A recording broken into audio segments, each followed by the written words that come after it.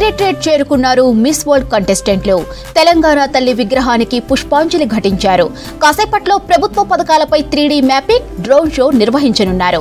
CM Revanth Reddy, deputy CM Bhatti Vikramarka సహా మంత్రులు, ఎమ్మెల్యేలు, ఉన్నతాధికారులు కార్యక్రమంలో పాల్గొననున్నారు. ఇక ఇప్పటికే ఇంటిగ్రేటెడ్ కమాండ్ కంట్రోల్ సెంటర్ వెళ్లారు కంటెస్టెంట్లు. కమాండ్ కంట్రోల్ సెంటర్లో పోలీస్ బలగాల పటిష్టత, శాంతి భద్రతలపై అవేర్నెస్ ప్రోగ్రాం నిర్వహించారు. తరువాత రాష్ట్ర అశ్విక దళం, డాగ్ స్క్వాడ్, ఆక్టోపస్ బలగాలతో ప్రదర్శన నిర్వహించారు.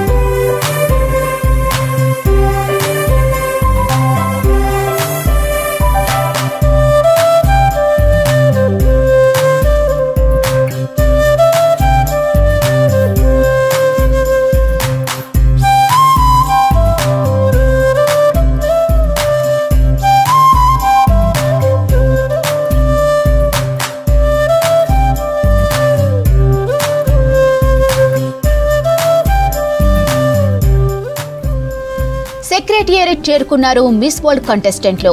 తెలంగాణ తల్లి విగ్రహానికి పుష్పాంజలి ఘటించారు. కాసేపట్లో ప్రభుత్వ పథకాలపై 3D మ్యాపింగ్, డ్రోన్ షో నిర్వహించనున్నారు.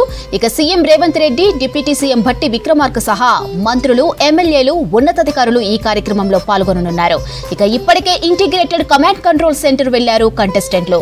కమాండ్ కంట్రోల్ సెంటర్లో పోలీస్ బలగాల పటిష్టత, శాంతి భద్రతలపై అవేర్నెస్ ప్రోగ్రాం నిర్వహించారు. తరువాత రాష్ట్ర అశ్విక దళం, డాగ్ స్క్వాడ్, ఆక్టోపస్ బలగాలతో ప్రదర్శన నిర్వహించారు.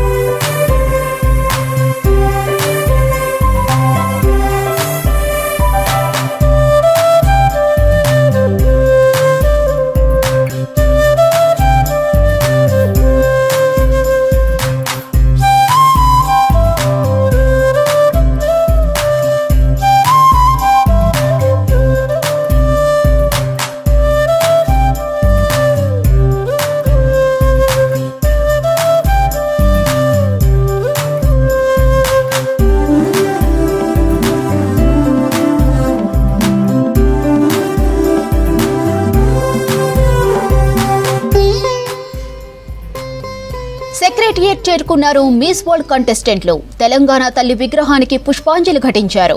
కాసేపట్లో ప్రభుత్వ పథకాలపై 3D మ్యాపింగ్, డ్రోన్ షో నిర్వహించనున్నారు. ఇక CM Revanth Reddy, deputy CM Bhatti Vikramarka సహా మంత్రులు, ఎమ్మెల్యేలు, ఉన్నతాధికారులు ఈ కార్యక్రమంలో పాల్గొననున్నారు. ఇక ఇప్పటికే ఇంటిగ్రేటెడ్ కమాండ్ కంట్రోల్ సెంటర్ వెళ్లారు కంటెస్టెంట్లు. కమాండ్ కంట్రోల్ సెంటర్లో పోలీస్ బలగాల పటిష్టత, శాంతి భద్రతలపై అవేర్నెస్ ప్రోగ్రాం నిర్వహించారు. తరువాత రాష్ట్ర అశ్విక దళం, డాగ్ స్క్వాడ్, ఆక్టోపస్ బలగాలతో ప్రదర్శన నిర్వహించారు.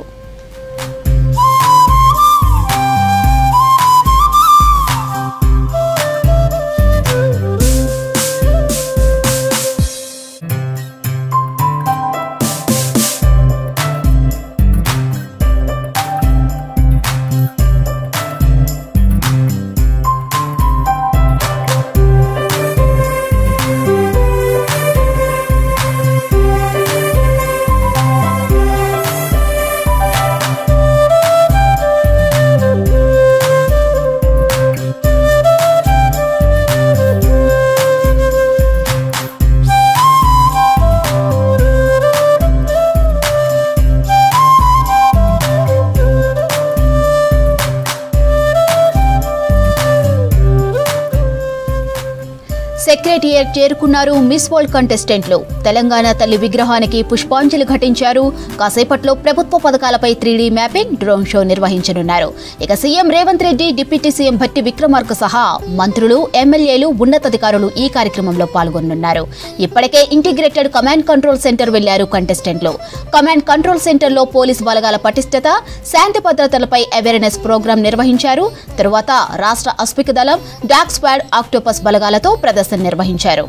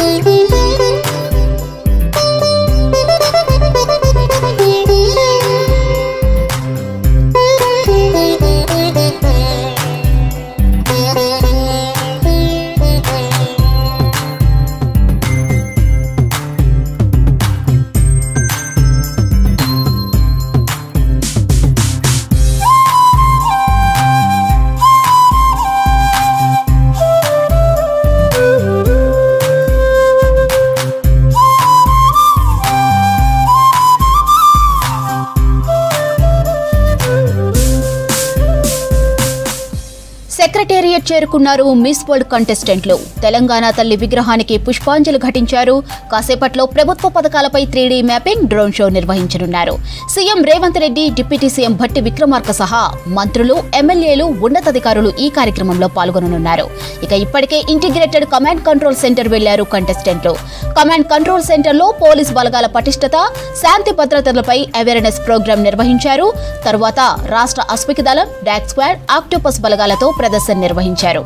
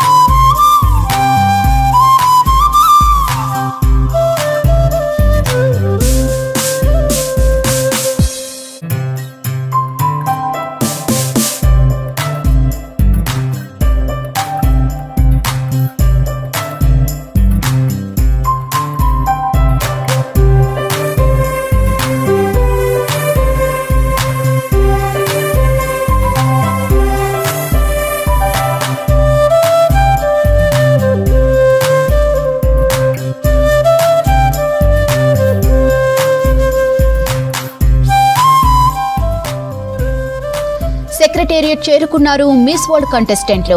తెలంగాణ తల్లి విగ్రహానికి పుష్పాంజలి ఘటించారు. ఇక కాసేపట్లో ప్రభుత్వ పథకాలపై 3D మ్యాపింగ్ డ్రోన్ షో నిర్వహించనున్నారు. CM Revanth Reddy, deputy CM Bhatti Vikramarka సహా మంత్రులు, ఎమ్మెల్యేలు, ఉన్నతాధికారులు ఈ కార్యక్రమంలో పాల్గొననున్నారు. ఇక ఇప్పటికే ఇంటిగ్రేటెడ్ కమాండ్ కంట్రోల్ సెంటర్ వెళ్లారు కంటెస్టెంట్లు. కమాండ్ కంట్రోల్ సెంటర్ లో పోలీస్ బలగాల పటిష్టత, శాంతి భద్రతలపై అవేర్నెస్ ప్రోగ్రాం నిర్వహించారు. తరువాత రాష్ట్ర అస్మిక దళం, డాగ్ స్క్వాడ్, ఆక్టోపస్ బలగాలతో ప్రదర్శన నిర్వహించారు.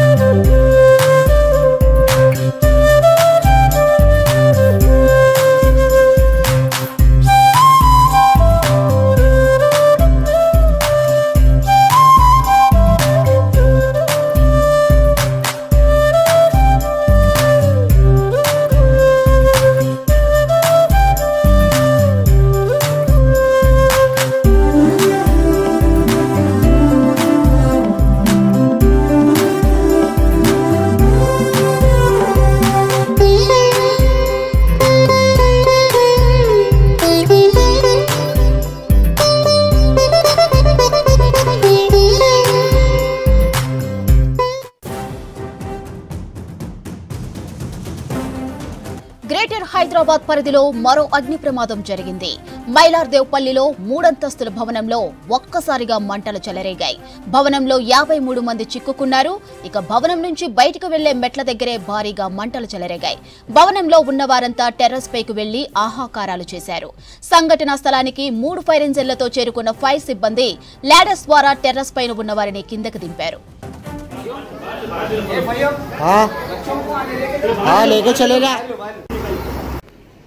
గ్రేటర్ హైదరాబాద్ పరిధిలో మరో అగ్ని ప్రమాదం జరిగింది.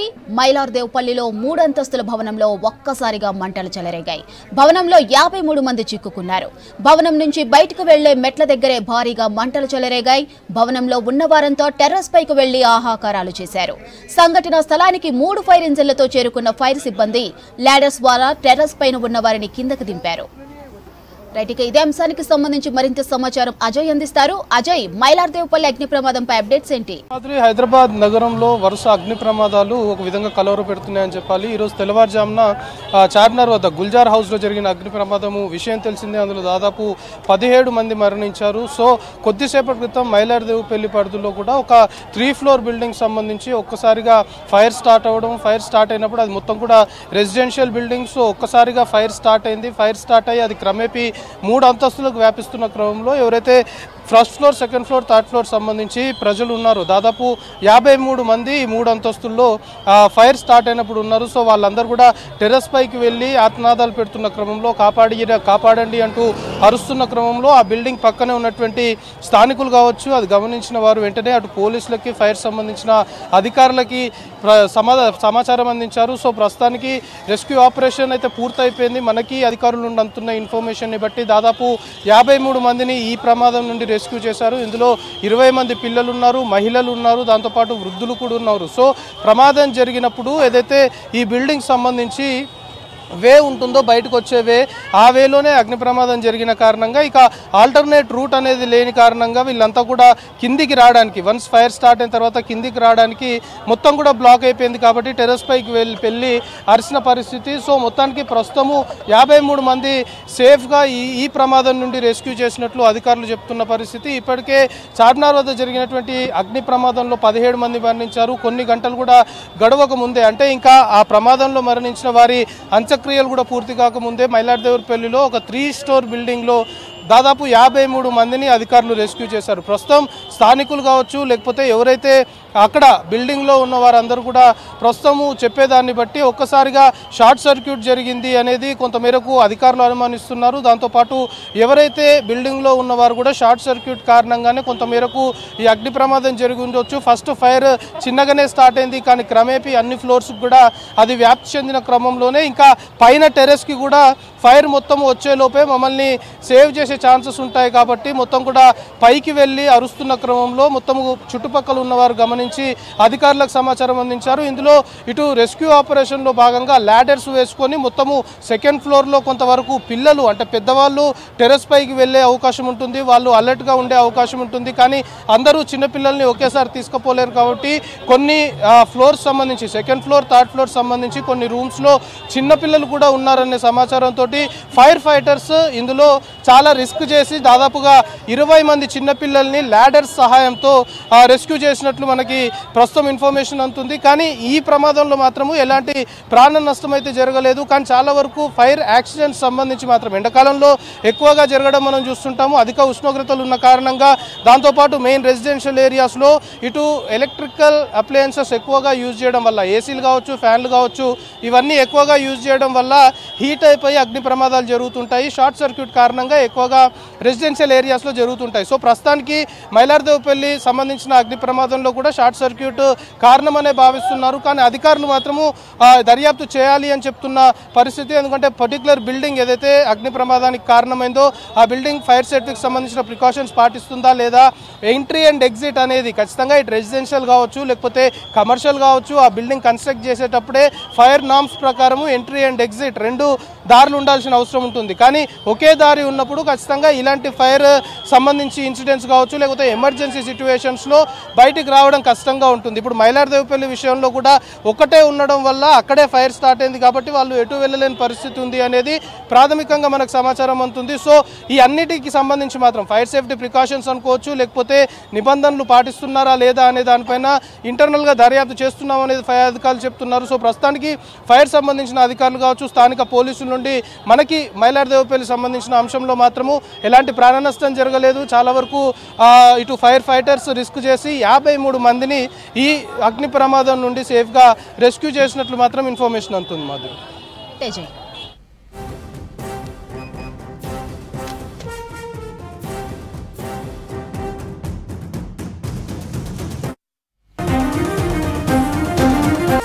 పాకిస్తాన్లో లష్కర్-ఏ-తోయిబా టాప్ కమాండర్ సైఫుల్లా ఖలీద్ దారుణ హత్యకు గురయ్యాడు. సింధు ప్రావిన్స్లోనే ఖలీద్ను తుపాకులతో కాల్చి చంపారు గుర్తు తెలియని వ్యక్తులు. భారత్లోని అనేక ఉగ్ర కుట్రల్లో ఖలీద్ కీలక సూత్రధారుడిగా ఉన్నాడు. ఇక 2001లో రాంపూర్ సిఆర్పీఎఫ్ క్యాంపుపై దాడిలో మాస్టర్ మైండ్గా వ్యవహరించాడు. అలాగే 2006లో ఐఐఎస్సి బెంగళూరులో బాంబు దాడిలో పాల్గొన్నాడు. 2008 నాగ్పూర్లోని ఆర్ఎస్ఎస్ ఆఫీస్పై దాడి కేసులో నిందితుడిగా ఉన్నాడు ఖలీద్. ఇక నేపాల్ కేంద్రంగా లష్కర్-ఏ ఉగ్రవాదులను భారత్కు పంపిస్తున్నాడు ఖలీద్.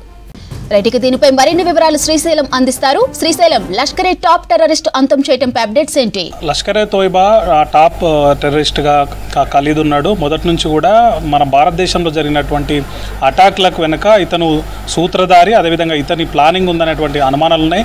ఇటీవల జరిగినటువంటి పహల్గామ్ ఉగ్రదాడి నేపథ్యంలో ఆ ఘటన వెనుక కూడా సైఫుల్లా ఖలీద్ పాత్ర ఉందనేటువంటి అనుమానం మొదటి నుంచి ఉంది. ఈ క్రమంలోనే అతను గుర్తు తెలియని వ్యక్తుల చేతిలో హత్యకు గురయ్యాడు. ఖలీద్ ప్రధానంగా లష్కర్-ఏ-తోయిబాలో రిక్రూట్మెంట్, అదేవిధంగా లాజిస్టిక్స్ సపోర్టు, దాంతోపాటు నిధుల సేకరణలో కీలకంగా వ్యవహరిస్తుంటాడు. అదేవిధంగా కీలకమైన అటాక్లకు సంబంధించి ప్లానింగ్లో కూడా భాగంగా ఉంటాడు. ఇతని ఆలోచనలకు అనుగుణంగానే, ఇతని ప్లానింగ్కి అనుగుణంగానే అటాక్స్ జరుగుతూ ఉంటాయి. దీంతోపాటు ఖలీద్ ఇంకొక పని కూడా చేస్తుంటాడు. అదేంటంటే భారత్లోకి ఉగ్రవాదులను నేపాల్ మీదుగా పంపించడం అనేది ఇందులో కీలకంగా వ్యవహరిస్తుంటాడు. దీనిలో కూడా ఖలీద్ పాత్ర కీలకంగా ఉంటుంది. పాకిస్తాన్లో టెర్రరిస్టులను ట్రైన్ చేయడము, వాళ్ళను రిక్రూట్ చేసిన తర్వాత ట్రైనింగ్ ఇచ్చి వాళ్ళని నేపాల్కు తీసుకెళ్తారు. నేపాల్లో ఫేక్ ఐడెంటిటీ క్రియేట్ చేస్తారు, అక్కడే స్థానికంగా ఉన్నట్లు నమ్మిస్తారు. నేపాల్ నుంచి భారత్కు ఆ ఉగ్రవాదులను పంపిస్తుంటాడు. ఈ విషయాలన్నిటి కూడా ఖలీద్ స్వయంగా చూసుకుంటాడు. దీనికి సంబంధించినటువంటి అన్ని నిధులు కానీ, లాజిస్టిక్ కానీ, లేకపోతే రిక్రూట్మెంట్ కానీ మొత్తం ఇవన్నీ కూడా ఖలీద్ చూస్తుంటాడు. ఆ తర్వాత భారతదేశానికి వచ్చినటువంటి ఉగ్రవాదులు వాళ్ళు చెప్పినటువంటి టైం కానీ లేకపోతే వాళ్ళు ప్లాన్ చేసిన విధంగా అటాక్స్కు పాల్పడుతుంటారు. ఇది ప్రధానంగా జరిగేటువంటి అంశం. అయితే ఖలీద్ పాకిస్తాన్లోనే ఉగ్రవాదుల పాకిస్తాన్లోనే గుర్తిన వ్యక్తుల చేతిలో హతం కావడం అనేది చర్చనీయాంశంగా మారింది. అయితే ఖలీద్ కూడా మిగిలిన ఎవరికైతే టెర్రరిస్టులకు ట్రైనింగ్ ఇచ్చి భారత్కు నేపాల్ మీదుగా పంపిస్తుంటాడు, ఇతడు కూడా చాలా కాలం పాటు నేపాల్లోనే ఉన్నాడు. వినోద్ కుమార్ అని పేరు కూడా మార్చుకున్నాడు, ఫేక్ ఐడెంటిటీ క్రియేట్ చేసుకున్నాడు. అక్కడే ఉన్నటువంటి ఒక నగ్మా బాను అనేటువంటి ఒక స్థానిక యువతిని కూడా పెళ్లి చేసుకున్నాడు. అక్కడి నుంచి నేపాల్ మీదుగానే నేపాల్లోనే ఉంటూ అక్కడే ట్రైనింగ్ ఎవరైతే ఇతను ఎంపిక చేస్తాడో ఆ టెర్రరిస్టులకు ట్రైనింగ్ ఇస్తుంటాడు, వాళ్ళను అటాక్కు సిద్ధం చేస్తుంటాడు. ఆ ట్రైనింగ్ సంబంధించినటువంటి అన్ని అంశాల్లో కూడా కీలకంగా వ్యవహరిస్తూ అటాక్ల సమయంలో కూడా తెర వెనుక ఉంటూనే కీలకంగా వ్యవహరిస్తూ అటాక్లు కరెక్ట్గా జరిగే విధంగా కూడా ఇతను ప్లానింగ్ ఇస్తూ ఉంటాడు. అయితే ఈ మధ్యకాలంలో చాలా కాలం పాటు నేపాల్లో ఉన్నటువంటి ఖలీద్ ఈ మధ్యకాలంలో పాకిస్తాన్లోకి మకా మార్చాడని తెలిసింది. పాకిస్తాన్లోనే ఉంటూ ఈ మధ్య కూడా సేమ్ ఇవే టెర్రరిస్ట్ అటాక్లకు కూడా ప్లాన్ చేస్తున్నట్టుగా మనకు తెలుస్తుంది. ఈ సమయంలోనే అతను హత్యకు గురి కావడం అనేది కీలకంగా మారింది. నేపాల్లో వినోద్ కుమార్గా ఉంటూనే ఉన్నటువంటి ఖలీద్ ఈ మధ్య కాలంలోనే తన స్థావరాన్ని పాకిస్తాన్కు మార్చుకున్నాడు. నేపాల్లో చాలా కాలం పాటు ఫేక్ ఐడెంటిటీతోని ఉన్నాడు. పాకిస్తాన్లోని సింధు ప్రావిన్స్ బాదిన్ జిల్లా మాట్లే అనేటువంటి ప్రాంతానికి ఇతను మకా మార్చాడు. అక్కడ కూడా సేమ్ రిక్రూట్మెంట్ చేయడం, అదేవిధంగా ట్రైనింగ్ ఇవ్వడం, వాళ్ళని నేపాల్కు పంపించడం, అక్కడ ఫేక్ ఐడెంటిటీ క్రియేట్ చేయడం, అక్కడి నుంచి భారత్కు ఉగ్రవాదులను చొరబడేట్ చేసి ఫేక్ ఐడెంటిటీతో పంపించి వాళ్ళు మళ్ళీ తిరిగి మన దేశంలో అటాక్స్ చేసే విధంగా ప్లానింగ్ అనేది చేస్తూ ఉంటాడు. ఈ క్రమంలోనే అతను అక్కడున్నటువంటి స్థానికుల చేతిలోనే ఎవరైతే గుర్తున్న వ్యక్తుల చేతిలోనే కాల్పులలో హత్యకు గురయ్యాడు. అయితే ఖలీద్ సంబంధించినటువంటి అంశంలో మొదటి నుంచి కూడా పహల్గామ్ ఘటనలో కూడా అతని మీద అనుమానాలు ఉన్నాయి. అదే కాకుండా గతంలో ఇండియాలో జరిగినటువంటి 3 అటాక్స్లో 2001 నుంచి 2006 మధ్యలో 3 మేజర్ అటాక్స్ జరిగాయి ఇండియాలో. ఆ అటాక్స్ మీద కూడా వెనుక కూడా ఖలీద్ పాత్ర ఉందనేది మొదటి నుంచి కూడా అనుమానం ఉంది. ఈ 3 ఘటనలు కూడా ఖలీద్ను నిందితునిగా చేర్చారు. 2001లో రాంపూర్లో సిఆర్పిఎఫ్ క్యాంపు మీద దాడి జరిగింది. అందులో కూడా ఖలీద్ పాత్ర ఉందనేటువంటి అనుమానం ఉంది. అదేవిధంగా 2005లో బెంగళూరులో ఇండియన్ సైన్స్ కాంగ్రెస్ మీద కూడా అటాక్ జరిగింది. 2006లో నాగపూర్లో ఆర్ఎస్ఎస్ రాష్ట్రీయ స్వయం సేవక్ సంఘ్ కేంద్ర కార్యాలయం మీద కూడా దాడి జరిగింది. ఈ 3 ఘటనల్లో 2001 నుంచి 2006 మధ్య 5 ఏళ్ల కాలంలో ఈ 3 మేజర్ అటాక్స్కి జరిగాయి. దీంట్లో ఖలీద్ పాత్ర ఉందనేది స్పష్టంగా మొదటి నుంచి భారత్ చెప్తోంది. ఖలీద్ను నిందితుడు కూడా ఆ ఘటనలో చేర్చింది. అయితే ఇటీవల కాలంలో పహల్గామ్ ఘటన జరిగిన నేపథ్యంలో మొదటి నుంచి కూడా ఖలీద్ మీద అనుమానం వ్యక్తం చేసింది భారత ప్రభుత్వం. ఇక్కడ ఎన్ఐఏ కూడా అతని పాత్ర మీద ఆరా తీసింది. ఖలీద్ ఎక్కడున్నాడు, వేటి మీద పనిచేస్తున్నట్టు అంశం మీద కూడా ఆరా తీసిన నేపథ్యంలో ఇటీవల కాలంలోనే నేపాల్ నుంచి పాకిస్తాన్కు మకా మార్చాడు. అక్కడ కూడా రిక్రూట్మెంట్ చేస్తున్నాడు, నిధుల సమీకరణ చేస్తున్నాడు టెర్రర్ అటాక్ల కోసం. అదేవిధంగా వాళ్ళకి ట్రైనింగ్ ఇస్తూ సిద్ధం చేస్తున్నటువంటి అంశం మీద కూడా కూపీలాగారు. ఈ క్రమంలోనే అతను హత్యకు గురయ్యాడు. మొత్తంగా మనకు 2 ఏళ్లలో 16 మంది లష్కరే తోబే కానీ ఇతర టెర్రరిస్టు సంస్థలు ఏవైతున్నా వాటికి సంబంధించినటువంటి 16 మంది టెర్రరిస్టు లీడర్లందరూ కూడా పాక్ గడ్డ మీదనే కాల్చివేతకు గురయ్యారు, అక్కడే హత్య చేయబడ్డారు. ఇది కూడా ఒక గమనించదగ్గటువంటి విషయం అని చెప్పుకోవచ్చు. అయితే మొదటి నుంచి కూడా భారత్ సంబంధించి విషయం కక్కడంలో ఖలీద్ అనేవాడు ముందుండేవాడు. భారత్ మీద ఎప్పుడు అటాక్ చేయాలనేటువంటి చూస్తుండేవాడు. భారత్ను ద్వేషించడంలో ముందుండేటువంటి ఖలీద్ హత్యకు గురి కావడం వెనుక స్థానికులే కాల్చి చంపారని చెప్పి వార్తలు వస్తున్న నేపథ్యంలో ఈ భారత్లో జరిగినటువంటి 3 అటాక్లో కూడా అతని పాత్ర ఉంది, అతనే ప్లానింగ్ చేశాడనేటువంటి అనుమానం కూడా మన భారత్కు మొదటి నుంచి ఉంది. తెలుగు రాష్ట్రాల్లో సినిమా ఎగ్జిబిటర్లు కీలక నిర్ణయం తీసుకున్నారు. జూన్ 1 నుంచి సినిమా థియేటర్లు బంద్ చేయాలని నిర్ణయించారు. తెలుగు ఫిలిం ఛాంబర్లో తెలంగాణ, ఆంధ్ర ఎగ్జిబిటర్ల సంయుక్త సమావేశమయ్యారు. ఈ సమావేశంలో నిర్మాతలు దిల్ రాజు, సురేష్ బాబు సహా 60 మంది ఎగ్జిబిటర్లు అటెండ్ అయ్యారు. ఇక అద్దె ప్రాతిపదికన సినిమాలను ప్రదర్శించలేమని తేల్చి చెప్పారు ఎగ్జిబిటర్లు. పర్సెంటేజ్ రూపంలో చెల్లిస్తేనే సినిమాలను ప్రదర్శిస్తామని నిర్మాతలకు లేఖ రాయాలని తీర్మానించారు ఎగ్జిబిటర్లు. రైట్, ఇక దీనిపై మరిన్ని డీటెయిల్స్ లక్ష్మి అందిస్తారు. లక్ష్మి, ఎగ్జిబిటర్ల థియేటర్లు బంద్ నిర్ణయంపై అప్డేట్స్ ఏంటి? అయితే ఎప్పటి నుంచో ఈ థియేటర్స్ సంబంధించి వివాదం నడుస్తూనే ఉంది. మూవీస్ లేనప్పుడు మాత్రమే, అంటే లాస్ట్ ఇయర్ ఇదే మేలో మనకి మూవీస్ ఎక్కువగా రిలీజ్ లేకపోవడంతో థియేటర్స్ అనేవి బంద్ చేయడం జరిగింది. అంటే సింగిల్ స్క్రీన్ థియేటర్స్ మాత్రం బంద్ చేశారు. దాని తర్వాత ఒక్కొక్కటిగా సినిమాలు రావడం, మెల్లిగా ఓపెన్ అవ్వడం కూడా స్టార్ట్ అయ్యాయి. అయితే ఎప్పటి నుంచో కూడా నిర్మాతలకి డిస్ట్రిబ్యూటర్స్ కి ఎగ్జిబిటర్స్ కి మధ్య ఎప్పటి నుంచో కూడా ఈ థియేటర్ అద్దె ప్రాతిపదికన నడవడంపై చాలా ఇష్యూస్ అనేవి నడుస్తుంది. చాలా సార్లు లెటర్ రాశారు ఎగ్జిబిటర్స్ అంతా కూడా, మీరు అద్దె ప్రాతిపదికన మాకు సినిమాలు ప్లే చేసుకోవడం వల్ల మాకు చాలా ఇబ్బంది అవుతుంది, దీనివల్ల చాలా నష్టపోతున్నాము. ఇప్పటికే చాలా సింగిల్ స్క్రీన్ థియేటర్స్ అన్ని కూడా బంద్ అయ్యాయి. సో ఖచ్చితంగా మీకు పర్సెంటేజ్ విధానంలో థియేటర్స్ లో సినిమాలు ఆడించాలి అని చెప్పి కోరడం జరిగింది. కానీ డిస్ట్రిబ్యూటర్స్ ఎట్టి పరిస్థితుల్లో యాక్సెప్ట్ చేయట్లేదు. కానీ ఇక్కడ ఒక పాయింట్ మనం క్లియర్ గా చెప్పుకోవచ్చు, మల్టీప్లెక్స్ థియేటర్స్ అన్నిటిలో కూడా పర్సెంటేజ్ విధానం అనేది నడుస్తుంది. కానీ ఓన్లీ సింగిల్ స్క్రీన్ థియేటర్స్ దగ్గరికి వచ్చేటప్పటికి కేవలం అద్దె ప్రాతిపదికన మాత్రమే సినిమాలు ప్లే చేయడం అనేది జరుగుతుంది. దీనివల్ల మల్టీప్లెక్స్ లో ఏదైతే పర్సెంటేజ్ రూపంలో ఇస్తున్నారో అలాగే మాకు కూడా పర్సెంటేజ్ రూపంలో చెల్లించండి. ఇదే విధానం గతంలో కూడా సింగిల్ స్క్రీన్ థియేటర్స్ లో అమల్లో ఉంది కాబట్టి అద్దె ప్రాతిపదికన కాకుండా పర్సెంటేజ్ ప్రాతిపదికన ఇవ్వమని ఎగ్జిబిటర్స్ అంతా కోరడం జరుగుతుంది.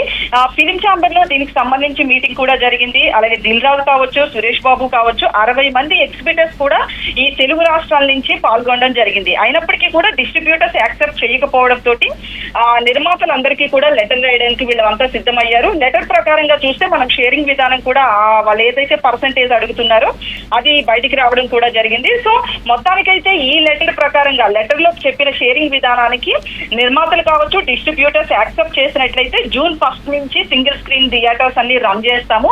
ఒకవేళ మేము చెప్పిన ఏవైతే పాయింట్స్ ఉన్నాయో షేరింగ్ విధానం ఉందో దానికి యాక్సెప్ట్ చేయకపోతే June 1 నుంచి సింగిల్ స్క్రీన్ థియేటర్స్ అన్ని యథావిధిగా క్లోజ్ చేస్తాము అని ప్రకటించడం జరిగింది. అయితే దీనికి సంబంధించి జూన్ లో 3 బడా హీరోల సినిమాలు ఉండడం జరిగింది. పవన్ కళ్యాణ్ హరిహర వీరమల్లు చాలా రోజుల నుంచి ఇది డిలే అవుతూ వచ్చింది. June 12న హరిహర వీరమల్లు ఉంది. అలాగే June 20న కుబేరా ఉంది. June 27న కన్నప్ప మంచు విష్ణు సినిమా ఉంది. ఇక July 4న విజయ్ దేవరకొండ కింగ్డమ్ సినిమా కూడా ఉంది. సో ముఖ్యంగా ఈ 4 సినిమా బడా నిర్మాతలు కావచ్చు కాబట్టి ఈ 4 సినిమాలకు సంబంధించి నిర్మాతలు అయితే మాత్రం తలనొప్పిగా మారిన విషయం అయితే తెలుస్తుంది. అయితే ఈ లెటర్ మీద డిస్ట్రిబ్యూటర్స్ మరోసారి ఆలోచించుకుంటారా, నిర్మాతలు వీళ్ళిద్దరికి అంటే డిస్ట్రిబ్యూటర్స్ కి ఎగ్జిబిటర్స్ కి మధ్యలో మళ్ళీ నిర్మాతలు సయోధ్య కుదురుస్తారా అనేది మాత్రం తేలాల్సిన విషయంగా ఉంది. అయితే చాలా మంది మల్టీప్లెక్స్ లో సింగిల్ స్క్రీన్ థియేటర్స్ బంద్ చేస్తున్నారు అనుకుంటున్నారు. కానీ ఇక్కడ క్లారిటీగా అర్థం చేసుకోవాల్సింది ఏంటంటే కేవలం సింగిల్ స్క్రీన్ థియేటర్స్ మాత్రమే June 1 నుంచి బంద్ అయ్యే అవకాశం కనిపిస్తుంది. మల్టీప్లెక్స్ మాత్రం యథావిధిగా రన్ అవుతాయి.